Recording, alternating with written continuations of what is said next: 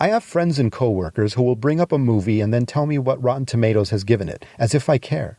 I'm far too nice to tell them that I don't give two shakes of a lamb's tail what Rotten Tomatoes has to say about a movie I want to watch.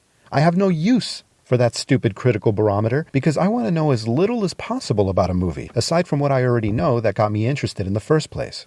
Also, I really don't care what other people think about a new movie that I want to see. At most, I'll search out a couple reviews from critics I respect, but it'll be after I see the movie. So I don't waste my time with Rotten Tomatoes. Get out of my face with that garbage. So I was on the Rotten Tomatoes website one day when I noticed a feature there called 5 Favorite Films, where whoever was promoting a movie on the site would give his or her list of, yep, you guessed it, their 5 favorite films. They had Amy Adams there promoting a film, and of the very few people in Hollywood that I can stand, number one with a polite bullet on that short list is the lovely and talented actress known here as the adorable Amy Adams. Regular readers of my blog have known about my admiration of Miss Adams for years, and new listeners of this podcast have known about it as of about 5 seconds ago. As for her 5 favorite films, the adorable Amy Adams gave the following: Gone with the Wind, The Wizard of Oz, Vertigo, The Shawshank Redemption, and the 1998 family film Paulie, directed by John Roberts.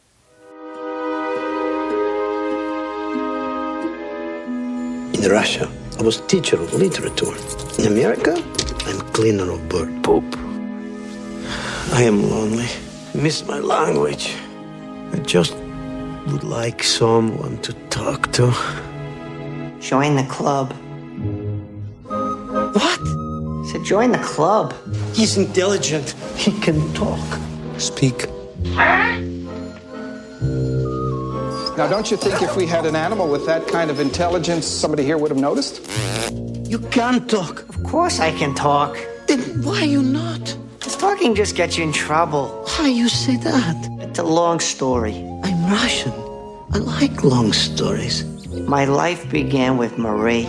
You want some? Paulie is helping me learn some new words. Birds don't teach. I don't think she can tell the difference between fantasy and reality. I really think that we should consider getting rid of the bird. Marie? Marie! Paulie! Marie! Come back to me, Paulie! I love you! Now, you gotta walk the walk.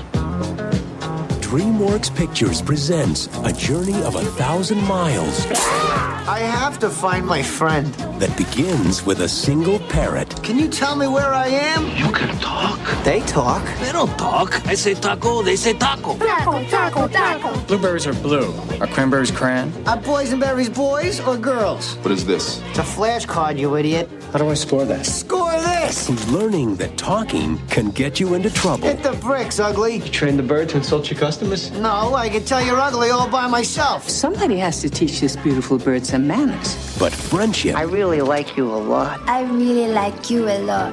Are you just repeating what I'm saying? Are you just repeating what I am saying? gives you wings to fly. Discover America through the eyes of Paulie. In the interview, Adams admitted that Paulie stood out like a sore thumb on that list, but she wanted to be honest and include a film that she's watched many times. She also brought up Paulie in another more recent interview on Leonard Maltin's podcast, Maltin on Movies. Are there any movies that you would recommend to other people that you feel they may not know about? Or like, you know... Oh, mine are weird, though. That we like weird. Okay, we like weird. Paulie. Okay. It's the bird Yes. movie. I Yes, love it it is. so much. It makes me cry every time I see it. It's a good movie. Yeah, do you know that one? Yes. Yeah. Yes. Yeah, I don't know. So that's sort of my feel-good go-to. Yeah. When, is Paulie. In that interview, both Maltin and his co-host Jesse Maltin gave Miss Adams plenty of praise for her performances in her new films Arrival and Nocturnal Animals, and they were sure Oscar was going to finally give her her long overdue gold Best Actress style. Which of course did not happen because Emma Stone won that year for La La Land. But I don't blame Emma Stone. She did a great job, and I guess all pale redheads look the same to the racist Oscars. No, I blame the Academy for instead giving our Amy's nomination slot to the much-ignored Meryl Streep, finally giving that criminally underrated starlet some much-needed awards attention for some movie called Florence Foster Jenkins about an old lady who can't sing, and it's funny. Oh, she can't sing. It's comedy! While I had already seen the other films she mentioned on the list, I hadn't seen Paulie, and so I put it on my watch list, along with 1,000 other movies I'm sure I'll get around to as soon as I win the lottery, and then I can just stay home all day and night catching up to these movies and not have to worry about how I'm going to pay my rent. Oh, it would be beautiful too. I would just sit there and watch movies and eat and watch movies and eat and occasionally use the bathroom, and if there's company coming over, I guess I could take a shower. Then I can become one of those fat hogs who are too big to leave the house. Then my body will give, and I'll die, and my fat 800-pound corpse will be somebody else's problem. Ha ha ha, kiss my fat dead ass, you skinny necrophiliacs. And don't forget, I want to be buried. So good luck recruiting 6 pallbearers with both the strength and disregard for the concept of hernias. So I was reminded to watch Paulie when I saw my friend Kathy mention it on Twitter, and so I tossed away the movie I had intended to watch that night, take a hike the rules of the game, and here we are. The film begins with Tony Shalhoub as Misha, a Russian immigrant in the United States, beginning his new job as a night janitor at the kind of research laboratory where animals of all species are kept in cages that I'm sure in no way affects their well-being and therefore ensures that any research done to them is 100% accurate. I'm just saying, if you want to know what shoving an electric prod up a monkey's ass will do to the monkey for the purposes of research, maybe you want to get a monkey who's been living a comfortable life in something remotely resembling the monkey's natural environment. Because if you take a monkey that's been living in a small cage in a strange room and shove an electric prod up its ass, I'm guessing at that point, the monkey has already given up on life and is all like, my life has been shit ever since they took me away from my family in the jungle. My confusion and fear of this new place has faded, and now I'm just resigned to this hellish existence of having different shampoos applied to my fur and being injected with various experimental vaccines until I'm embraced by sweet, sweet death. And the rest of my eternity is in a black void because animals don't get to go to heaven or hell because apparently only humans have souls. What's another 12 inches up my ass? No monkeys get electric prodded up the ass in this film, by the way. I'm just saying. And for the record, animals do have souls, and they all go to heaven. All of them. They're too pure to ever end up in hell. Fight me on this, and I'll make it so that you find out personally whether you're going to heaven or hell. Anyway, a couple of nights into the job, Misha is by himself, and he's busy Goodwill hunting the floors when he hears somebody singing from the basement. He goes downstairs to this dark dungeon and finds out that the singing is coming from a conure, or parakeet, or parrot, if you want to be that way, who is all by himself in a cage that is chained with a padlock, as if it were resided by some kind of psycho Hannibal Lecter of birds. Soon he finds out why the caged bird sings, courtesy of the bird himself, whose name is Paulie, and he not only sings, but he can talk. And I don't mean the standard bird talk where they're just mimicking what they hear. This bird is capable of having conversations and can even be a real smartass at times. Or maybe that's just a side effect of having Jay Mohr provide Paulie's voice. As Paulie proceeds to tell Misha his story, the film flashes back to when he was born and given to a little girl named Marie, played by Hallie Eisenberg, best known for a series of Pepsi commercials that ran in the late 90s. Everything is great between Marie and Paulie. They enjoy each other's company, and Paulie even helps her with her stutter as they both teach each other words and how to pronounce them. The film never explains why Paulie has the gift of speech, or if they did, I missed it. He just can. The best I can come up with is that the power of pure, unadulterated love can make the miraculous happen. Yeah, sure, whatever. Tell that to Nadia Sandoval. I loved her so much that if you were to harness the positive energy I gave, you'd be able to power rockets with it. And yet all the emails and the letters and the songs in the world couldn't convince her that I was the one. I even held up a boombox in front of her house like my man John Cusack can say anything. But then a Chinese dude came out and he told me that not only did she move to Paris 5 years ago, but she also makes a 6-figure salary and is married and has 2 kids, and there's no way I can compete with that. Not unless I get a big raise at El Pollo Loco or Taco Bell or whatever taco truck I'm working at, like right now. I told him I couldn't get a raise, and that not only was that statement about me working in a Mexican fast food establishment racist, it was also the truth. Then I asked him if he wanted to go out for coffee, and he told me that he was gay but not desperate. Or at least that's what I think he said. I mean, he had both the Chinese accent and a homosexual lisp, so excuse me for not having the best ear in the world to be able to decipher Gaysian. Speaking of speaking, I told you that Paulie not only talks, but he can carry a tune. He and Marie even share a song together, the Randy Newman classic Marie. If you've never heard it, it's a beautifully depressing tune about some neglectful asshole who doesn't have the balls to express his deepest heartfelt emotions to the woman he loves, unless he drinks enough liquid courage to do so. I loved you the first time I saw you, and I always will love you, Marie. What this has to do with the love between a girl and her bird, I don't know. I never saw Paulie sip on bird booze from a bird flask, nor did he ever ignore her. If anything, he couldn't let her out of his sight, he loved her so much. That leaves another disturbing possibility when you consider that the song was taught to Marie by her mother. I loved you the first time I saw you, and I always will love you, Marie.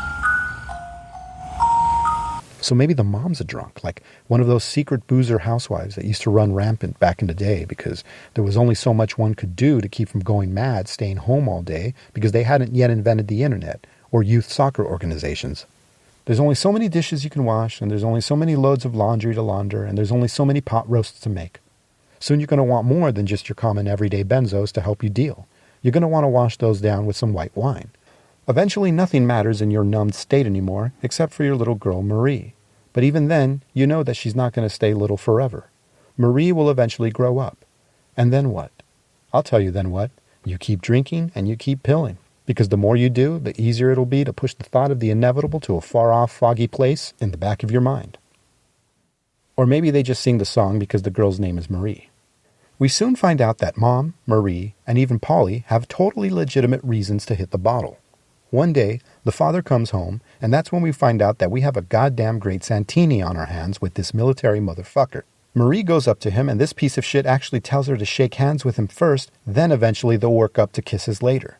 That left me immediately asking two questions. What the fuck, and why the fuck? Dad apparently was gone for a long time, because upon his return, he's upset that Marie still stutters. He can't handle that, and after Mom puts Marie to bed, she then has to go downstairs and catch an ear beating from him about Marie's uncured speech impediment, as if that was an issue he set his wife to fix while he was out killing commies for his country. Poor Marie might have a stutter, but she's not deaf. She has to hear all of this, and the poor girl can only escape by dressing Paulie up as her fairy godmother and hoping she will grant her the ability to speak without stuttering. And it breaks my heart, man. I don't care how many yellow or brown throats you slit in the name of freedom. Don't be like that with your daughter. Don't be a distant fuck. All right, look, ladies and gentlemen, if you're going to have kids, please don't. But if you still are, at least be good to those little fucks once they're born. When I see shit like that in movies, and especially in real life, it makes me thank God, Allah, Yahweh, Zenu, whoever the fuck, for blessing me with the parents I ended up being life-saddled with.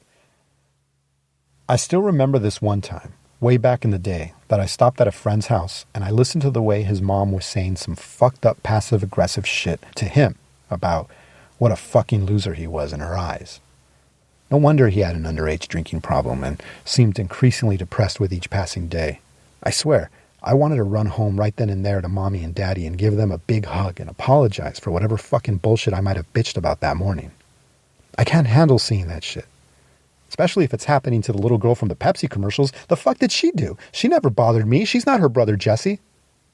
By the way, this movie was made in 1998, but I bet you if this were made today, you'd have quote-unquote patriots losing their shit about how this military dad was represented.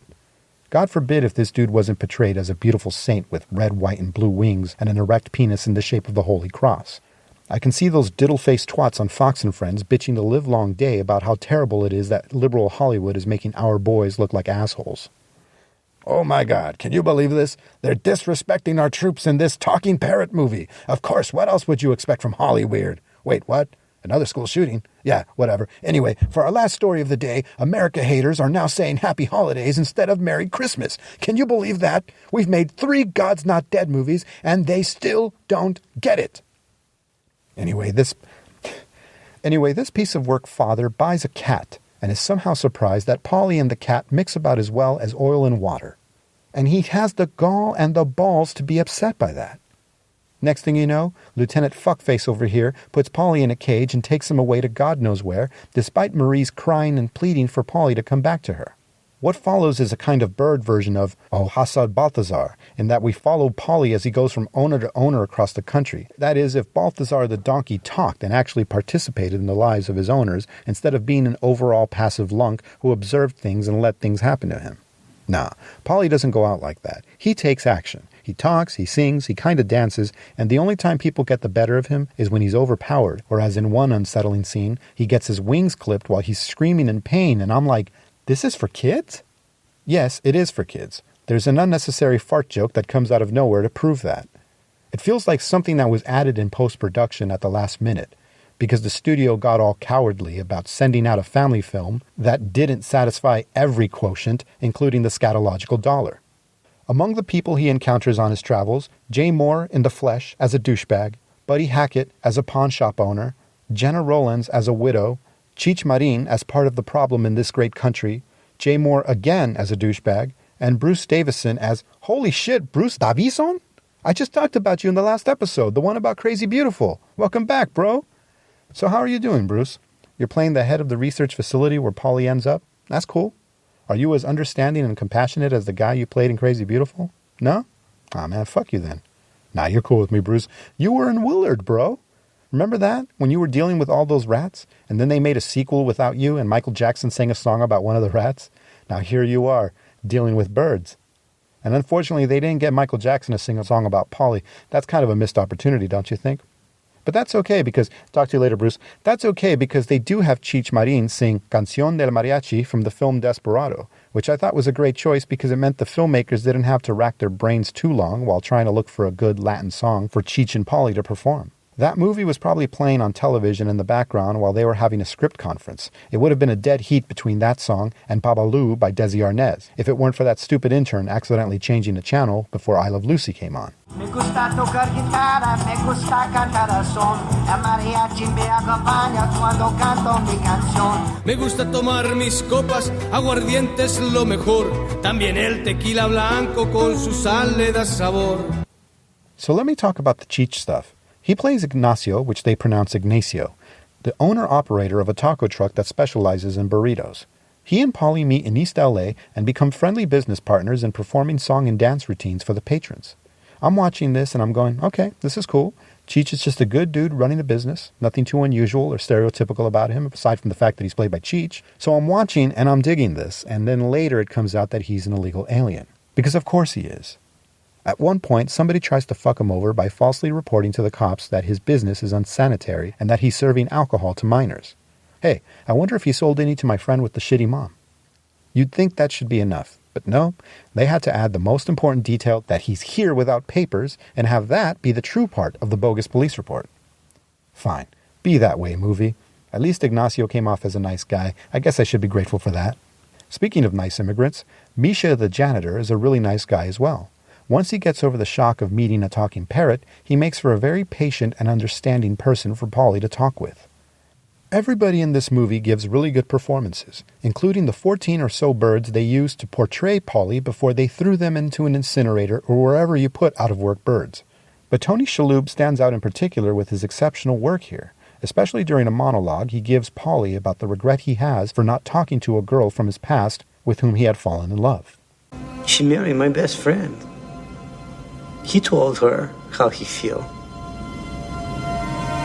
At wedding, she take me aside and say, Misha, I always like you best. But I was afraid of your silence.